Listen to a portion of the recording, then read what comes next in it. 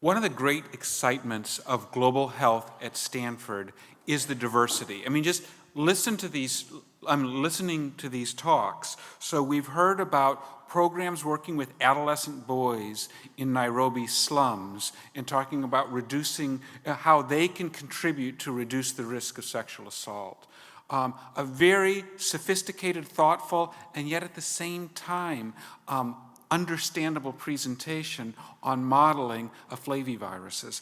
And now we get a turn to looking at mortality from thermal burns in patients using emergency medical services in India.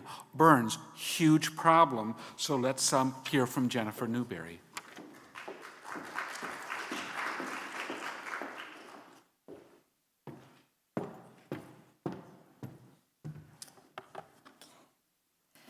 So thank you all for staying. My name is Jennifer Newberry. I'm from the Department of Emergency Medicine. I will be presenting on behalf of my collaborators, Dr. Corey Bills, Ms. Elizabeth Parada, Drs. Ramna Rao, Mahadevan, and Dr. Strelo, a study we did on burns, specifically, as was mentioned, mortality from thermal burns for patients using an EMS system in India. I have no financial disclosures or conflicts of interest. And as Dr. Levy mentioned, this is a huge public health problem. There's over 33.5 million fire-related burns every year globally. And over 1 million years of life are lost to the disability from those burns. And in fact, there's over 235,000 people who lose their lives to burns. What's more is that the vast majority of this burden is carried by low and middle income countries. It's 90%.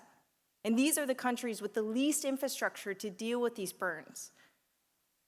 In India, the data is quite limited. Unlike the US and many Western countries, there are no burn injuries, or burn registries, excuse me. So we don't really know what's going on. We know that there's a high burden, but we don't know what's happening to these patients. We do know from a number of small studies coming out of the few critical care units there are for burns and a few autopsy-based studies that the number of self-inflicted burns is high, that the total body surface area involved in these burns is quite high compared to high-income countries, and that the fatality rate is high. The predictors that have been looked at have been age, so at the extremis of age, whether the patient is very young or very old, these patients tend to do worse. That gender matters. Women in low and middle-income countries tend to do worse. That total body surface area, not surprisingly, tends to predict mortality.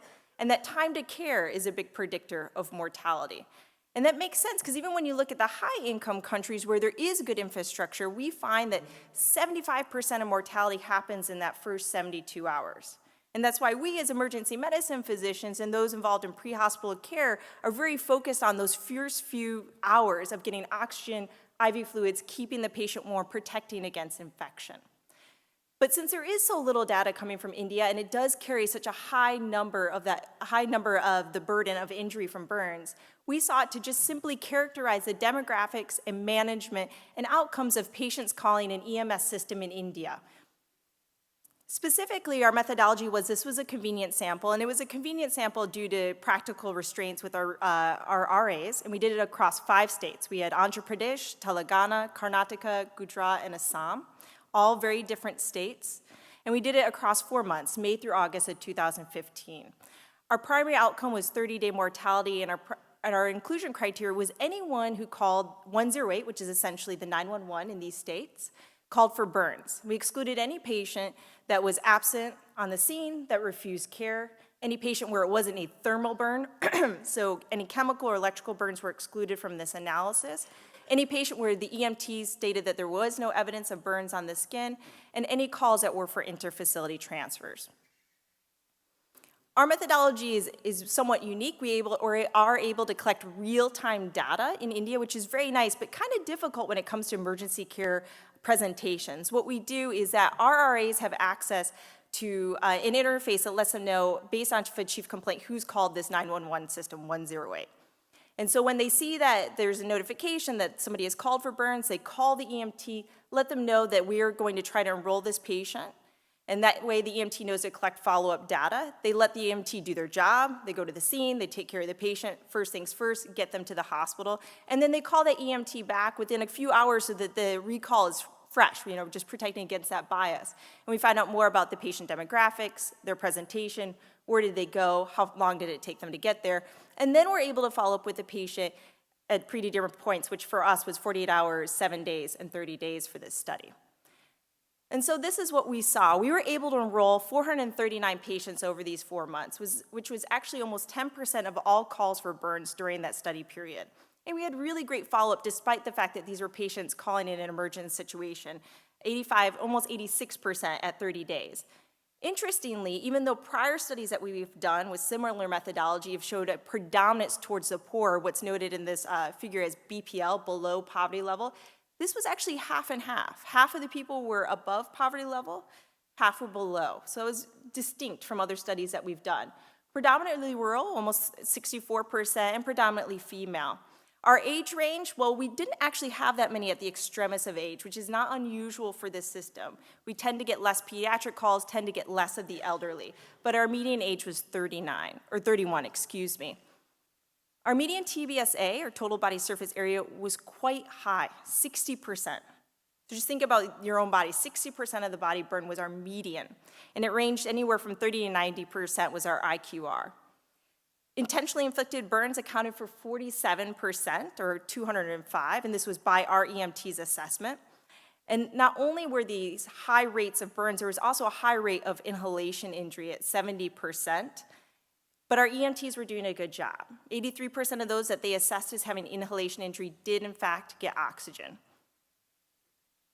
And when it comes to hypotension, very few patients actually presented with hypotension, almost 6%, and only half of them got IV fluids. When we dug deeper into the reasons, we always asked why certain basic interventions don't happen. What we found was that the patients who were not getting IV fluids were in fact patients that were severely burned and had burns to both arms, making it quite difficult to actually place an IV, let alone in an ambulance. Patients, unlike some other studies that we saw where the critical care patients, the average time was anywhere from 4 to 6 hours, these patients were calling within an hour of their injury. And in fact, 44% of them were transported within 1 hour and were actually at a hospital within 1 hour. And our median travel time was 56 minutes. Now, where they were transported was interesting. So usually in the protocol here in the US and our protocol there is you go to the closest hospital first.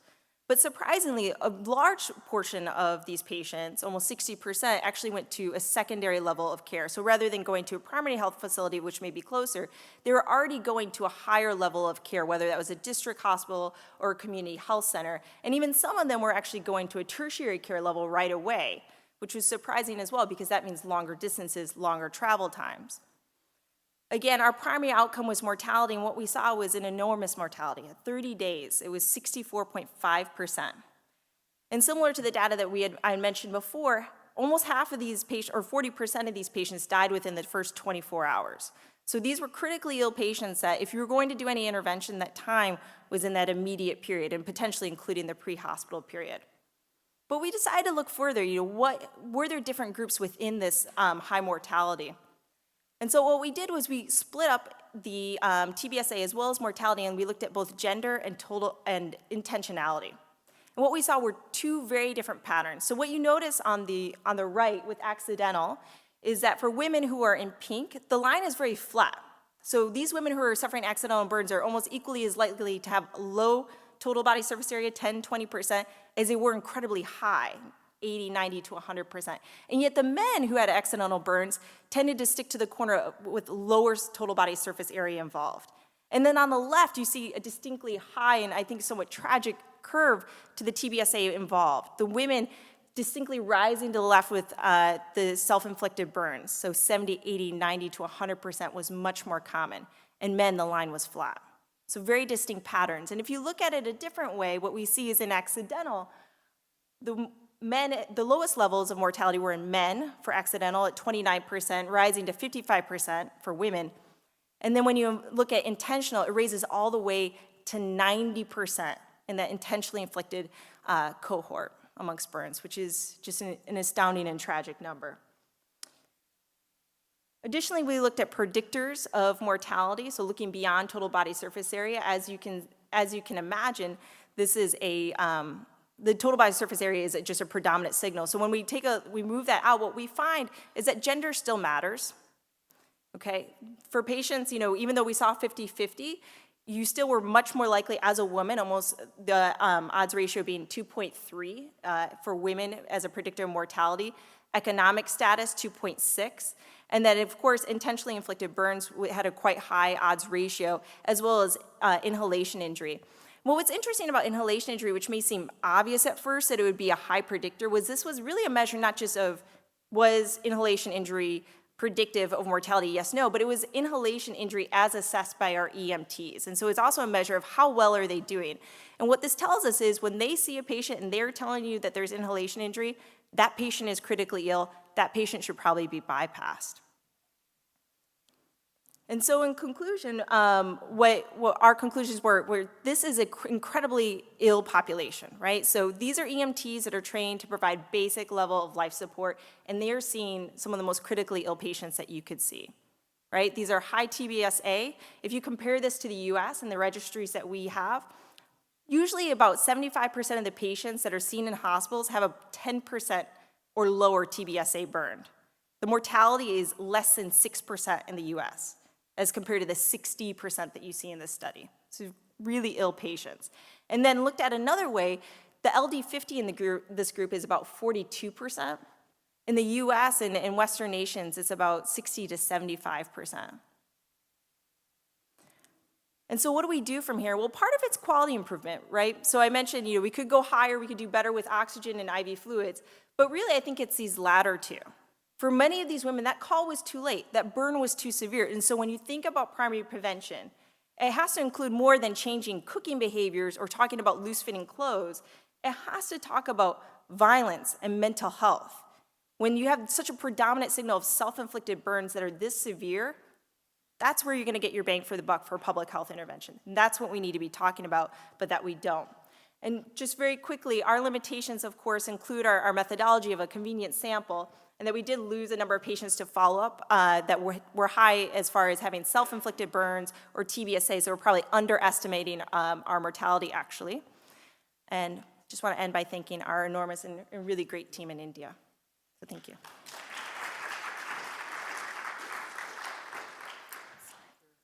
Jennifer, impressive work there. So it's interesting because do you know these are phenomenally high body surface area burns? The mortality in the United States would be similar. And I don't know if you've stratified using the modified Bow score for predicting mortality, because it has both the inhalation and the other. So in resource-limited settings, a body surface area burn of 60% is probably a 99% death risk. Right. So are they dying in 72 hours because the choice is actually being made to palliate them only? Because there is no survivability, so they're not going to get resuscitated, they're not going to get, IV fluids and those things that would extend out that mortality. So do you have any idea what's happening to them in those 72 hours? Because I have seen that be the approach in very resource-limited areas, and it's... Also, then, if they've inflicted it on themselves, are those much more likely not just to go down a palliative route? So do you have any data on those first 72-hour care? No, unfortunately, we're not able to link to the care that they actually get in the hospitals. We've tried on a couple of different studies to ask families what they've received as a way of recalling what they've gotten, and our success is somewhat limited. I do think that the LD50, though, does reflect a little bit that it may be even at lower levels, that they're either not getting the care or it's simply not enough. It's funny though, because 72 hours, that's such a fast death, right? That's a resuscitative problem death. Yeah, well, actually, so the 72-hour statistic is from a high-income country study, and I think that was before we started really focusing on fluids and resuscitations, oxygen, yeah. right, which is what because the infectious deaths are longer than these are absolute resuscitative deaths, right? And what you see so if you think like a 70% body burn, calculated fluid would be what, something like 20 liters in the first 2 days, right? So I mean that's a massive amount of resources. Yeah. So I mean it's impressive that you have this data. It's really I want to know, and I would Bow modify it. Yeah, no, I think I looked at it, but I was worried that we had such a high TBSA that I didn't know if it would give us all that much information. The other thing is, one of the things I noticed in this study is we had that spike at 24 to 48 hours. We had very little late death, so anything past like 7 days. Yeah. But again, you're right, it may be just because it could be palliation, could be a number of different factors. Great work. Yeah, thank you, Shay. That was really interesting. Do you have any insight culturally as to why people are getting such high surface area burns in India and what's going on there, particularly with the self-inflicted, but also just with the having such extensive burns? Yeah, so I think with the accidental, what people are concerned about with the high body surface area in women is the fact that these women may be wearing saris, which are very loose fitting and then just cover a lot of the body surface area. So that's one point as far as a gender difference. As far as the self-inflicted burns, you know, what I've seen in other literature as far as self-immolation is just those tend to be high burns. I mean, whether it is self-inflicted, which, by the way, the vast majority of our burns were, there was only 5 that people were reporting to be inflicted by someone else, and this is all self-report, so take that with a grain of salt. I think that there is an intention to inflict a very severe burn. And what we see from actually our RA notes is that they note, for many of these patients, years of depression, abuse, harassment. So this is not, this is a long-running process, and we're at the tail end, So it looks like unfortunately. it's more of a go-to kind of suicide method there. Much higher than perhaps. you would see in other countries. And in fact, you tend to see self-immolation in men more often in other countries. I just want to mention something, Please. based on what, she said. The higher rate of burns, could be due to various factors, but there is also one thing that does occur in India, and that is, I don't know how much it has gone down or if it has gone down, there is such a thing as dowry murders Yes, and dowry deaths.